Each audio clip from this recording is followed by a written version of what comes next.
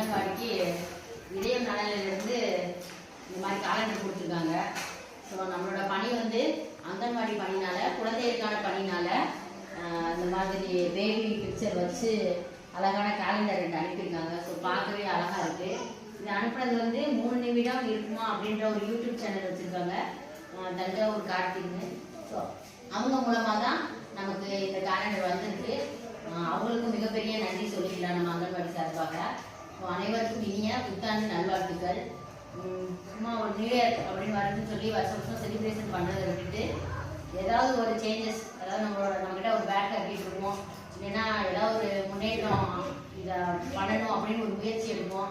So அதுக்கு ஏதாவது ready பண்ணுறது, இந்த மாதிரி நம்ம யோசிக்கணும். ஏதாவது ஒரு பேட் ஹேபிட் இருந்தால் அதை ஒவ்வொரு வருஷத்துக்கும் ஒவ்வொரு மாற்றத்தை ஏற்படுத்தணும். இந்த வருஷம் இதை நம்ம தவிர்த்துடலாம் அப்படின்னு சொல்லிட்டு அப்படி